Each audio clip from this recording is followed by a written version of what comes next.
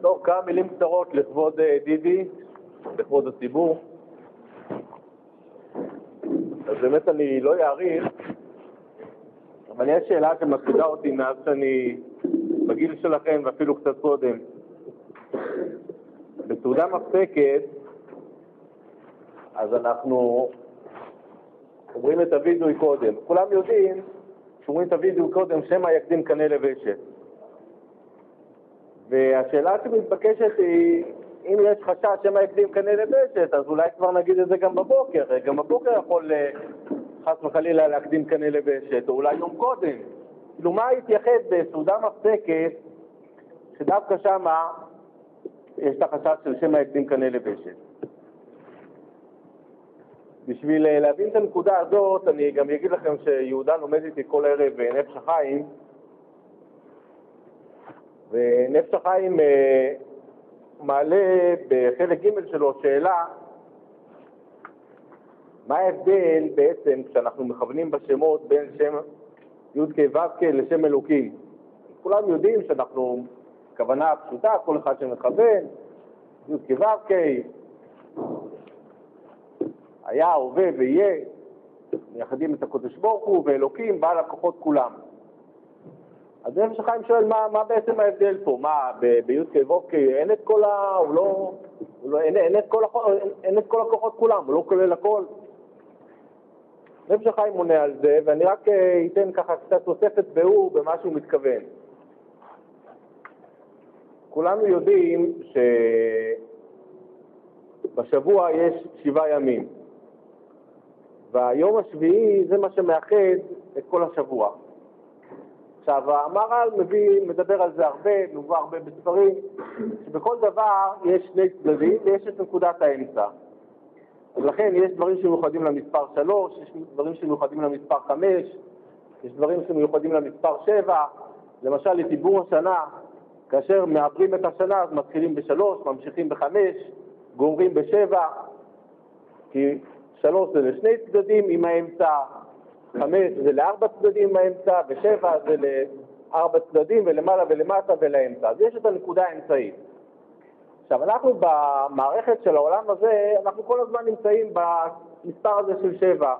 יש את המספר 7 בשבוע, ויש את השמיטה, ואנחנו סופרים 49 ימים, בספירת העומר וכו'. אבל זאת אומרת שבתוך כל הספירה הזאת של 49 תמיד יהיה לנו נקודה פנימית אחת שמאחדת את כל 49 ביחד. אבל כאשר אנחנו עולים למה שנקרא לשער ה-50, שעולים אליו למשל בחג השבועות וביום הכיפורים, אז בשער ה-50 הזה המצב בעצם מתהפך. הנקודה האמצעית שהיא קודם הייתה מאחדת של כל ה-49 הללו, היא בעצם עכשיו נקודה אחת והיא כוללת את כולם בפנים. זאת אומרת, במקום שיהיה 49 פרטים ונקודה אחת שמחזיקה אותם, אז יש נקודה אחת שכוללת בתוכה את כל הפרטים כולם. וזה בעצם ההבדל בין שם הוויה לשם אלוקים.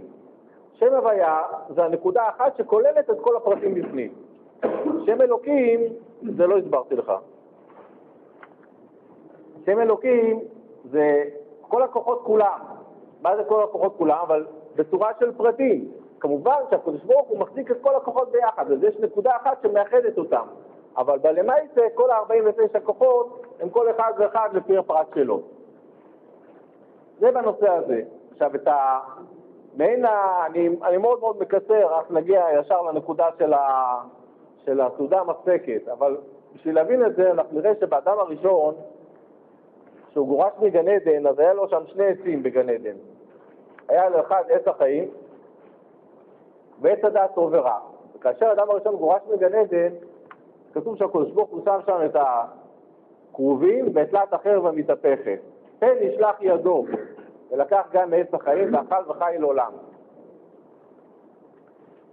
מה זה הפן ישלח ידו? הפשט הפשוט הוא שהקדוש ברוך הוא חשש כביכול, שהאדם הראשון הוא צריך לעבור מיתה, אין מה לעשות, הוא חטא, הוא צריך למות, ואם הוא יאכל מעץ החיים, אז הוא יזכה לעולם. אבל יש מפרשים שמסבירים את זה בדרך שונה, ובראשם הזוהר הקדוש, בחלק מהמקומות. הזוהר בתיקונים אומר שהפן הזה זה לא חשש שהוא לא יעשה את זה, להפך. ושבוך הוא רוצה שהוא כן יעשה את זה, שהוא כן ייקח מעץ החיים. אבל אם הוא היה בגן עדן, אז הוא יכול לקחת מעץ החיים רגיל, בלי בעיות. אבל אחרי שאדם ראשון גורש בגן עדן, אז אי אפשר סתם לגשת לעץ החיים. יש דרכים.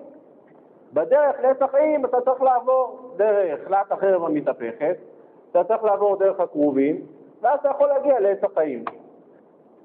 זה הדרך שככה מגיעים לעץ החיים. אז אם ככה אנחנו רואים שיש פה בעצם את עץ החיים הזה, שלא סתם חז"ל אומרים שבעצרת מתפללים על עצי האילן, בחג השבועות מתפללים על עצי האילן, הוא אומר השפת אמת שמה שמתפללים על עצי האילן בעצרת הכוונה היא לעץ החיים, כי עץ החיים זה התורה. אז הקשר שלנו לתורה הוא דווקא באותו מקום במעבר אל השער ה-50. אז יש את כל ה-49 ימים שאנחנו סופרים, במעבר לשער ה-50 שם אנחנו יכולים להתאחז בתורה. ואיך מגיעים אל התורה? אז ראינו דרך חלת החרב המתהפכת והקרובים, אני לא אכנס לעומק של זה, אבל רק נסביר באופן כללי שכאשר בעולם הזה רוצים לעלות בדרגה, אז בואו ניקח דברי חז"ל בצורה פשוטה. דרך ארץ קדמה לתורה, כן? יש דרך ארץ ויש תורה. למה דרך ארץ קדמה לתורה? אם היה אפשר לגשת לתורה לבד, ישר, זה היה מסוים, לא היה צריך דרך ארץ. אבל הדרך ארץ שקדמה לתורה, וכמו שרב חיים ויטל מסביר בשערי קדושה, הדרך ארץ הזאת, זה אומר שבן אדם צריך לעבוד על המידות שלו, הוא לא יכול סתם לגשת לתורה. להיות באדם הוא בסך הכל בסופו של דבר מעורבב מכוחות של טוב ורע, אחרי שהוא חטא, אז הוא לא יכול סתם לגשת לתורה. הוא צריך דרך ארץ, הוא צריך קודם לעבוד על המידות, צריך לתקן את עצמו, ועל ידי כן הוא יכול להגיע לתורה. אז אם כן אנחנו רואים שהדרך לתורה סלולה באופן כזה שבן אדם צריך לקחת את הטוב ורע, להפריד את הטוב מהרע, לתפוס את הטוב, ועל ידי כן הוא יכול לגשת ולהגיע אל התורה. עכשיו, במהלך שאנחנו עוברים בחודש אלול, אנחנו כל הזמן מכינים את עצמנו להגיע ליום הכיפורים. יום הכיפורים זה יום שהכהן הגדול נכנס לפני ולפנים, זה יום שכל כולו קדושה וטהרה, זה ברור שהיום הזה הוא כנגד השער ה-50 בשערי קדושה. והמהות שלו זה כמו שאמרנו קודם, שזה לא אוסף של פרטים שיש איזו נקודה אמצעית שמאחדת אותם, אלא להפך. זה השער ה-50 בעצמו שהוא כבר כולל את כל הפרטים. זה יום הכיפורים. לפני יום הכיפורים אנחנו נמצאים במהלך אחר, אנחנו נמצאים במהלך של המון פרטים, שיש נקודה אחת אמצעית שמאחדת אותם, ומשם אנחנו צריכים להגיע ליום הכיפורים. אבל אי אפשר לעשות את המעבר הזה סתם. זה מעבר שאי אפשר לעבור מזה לזה בלי שום משהו באמצע. אז למשל בספירת העומר, אז יש לנו 49 ימים שאנחנו עובדים על זה, עד שמגיעים לזה. באלול אנחנו עובדים על זה, עד שמגיעים לזה ביום כיפר. אבל יש איזושהי נקודה ששם זה נקודת המעבר. והנקודה הזאת זו סעודה מפסקת. מה קורה בסעודה מפסקת?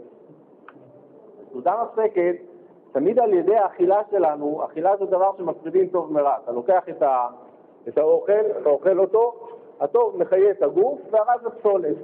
וידועים גם דברי הארי הקדוש, כי על כל מוצא פי השם יחיה אדם, שהאוכל בעצמו כולל בתוכו כל מיני ניצוצות של קדושה, שאוכלים אותם, ועל ידי זה מעלים את הקדושה למעלה. בכל אופן, על ידי האכילה אז אנחנו יכולים לעלות למעלה, אנחנו יכולים לקחת את הטוב, להפריד אותו מהרע, וממילא להיכנס לשער ה-50. עכשיו, בסעודה המפסקת זה הרגע האחרון שאנחנו יכולים לעשות את זה. אנחנו באים לפני יום כיפור, ואנחנו רואים בסעודה המפסקת, זה בדיוק הנקודה ששם יש את המעבר. המעבר הזה מהמערכת של, נקרא לזה מערכת המ"ט, המערכת ששם יש את כל הפרטים עם הנקודה האמצעית, אלא המערכת של יום כיפור, ששם יש את הכלל שכולל הכל. עכשיו, להגיע למערכת הזאת זה יפה מאוד, אבל כאשר אנחנו מסתכלים, אמרנו שיש לנו עץ החיים ויש עץ הדעת טוב ורע. עץ החיים ועץ הדעת טוב ורע נמצאים גם אצל כל בן אדם, בקנה ובוושת. אנחנו יודעים שהקדוש ברוך הוא כאשר נופח בנו את הנשמה, נשמה מלשון נשימה, רוח חיים, כל הדברים הללו קשורים לנשימה. לעומת זאת הוושט זה הכלי שעל ידו אנחנו מפרידים את האוכל, את הטוב מהרע. לכן הדרך הנכונה לעשות את המעבר הזה של הסעודה המפסקת זה לקחת את הוושט, כן? לעשות את ההפרדה של טוב ורע, זה העבודה של כל המ"ט שערים, ואז אחרי שמגיעים לתוצאה הנכונה, אז אפשר להיכנס למצב של הקנה, שזה עץ החיים. ועץ החיים זה ביום כיפור. אבל מה? יש חשש שמייצאים קנה לוושט. מה קורה? הוא חושב שעכשיו הוא ייכנס ליום כיפור, כן? הוא נכנס למעבר הזה. המעבר הזה זה המעבר בסעודה מפסקת, ורק לסבר קצת את האוזן, אני לא סתם קורא לזה מעבר, כי זה נקרא מעבר יבוק. יבוק בגימטריה, שם י' כ' ו' כ' ושם אלוקים, מה שדיברנו על נפש החיים קודם. השילוב של שני השמות האלה, המעבר ביניהם, זה נקרא מעבר יבוק. והסעודה מפסקת זה המעבר יבוק, המעבר שדרכו עוברים מעולם אחד לעולם אחר. אז במעבר בעולם הזה צריך להיות בדרך מסוימת, צריך שקודם כל הוא יפריד טוב מרע, ואחר כך הוא יכול להיכנס למהלך של עץ החיים. אבל מה קורה? אם הוא לא יגיד את הוידוי קודם, אז אולי עלול להיות מצב כזה, שהוא חושב שהוא מפריד טוב מרע, הוא חושב, אבל למה יצא? הוא יגיע ליום הכיפורים, והוא עדיין נמצא עם כל התאומה שלו, עם כל הרע, הוא לא הצליח להפריד את זה כמו שצריך. לכן, לפני סעודה מפסקת, דווקא לפני סעודה מפסקת, כל צריך להגיד את הוידוי. הוידוי זה לא סתם, הוידוי זה חלק מהסעודה המפסקת. הסעודה המפסקת זה המהלך שלנו להבדיל בין טוב לרע, להוציא את כל הרע החוצה ולהישאר רק עם הטוב. וזה המהלך של הסעודה המפסקת, ולכן אנחנו קודם כל אומרים את הוידוי, זה חלק מהאכילה ממש. הוידוי זה חלק מההפרדה של הטוב מרע, אחר כך אנחנו אוכלים את הסעודה המפסקת. זה גם כן הפרדה של טוב מרע, ואז אנחנו מקדימים את הוושט אל הקנה. קודם כל הוושט, ואז מגיעים לקנה, וככה נכנסים ליום הכיפורים. ולכן זה שם היקדים קנה לוושט, זה הנקודה ששייכת דווקא בסעודה מפסקת.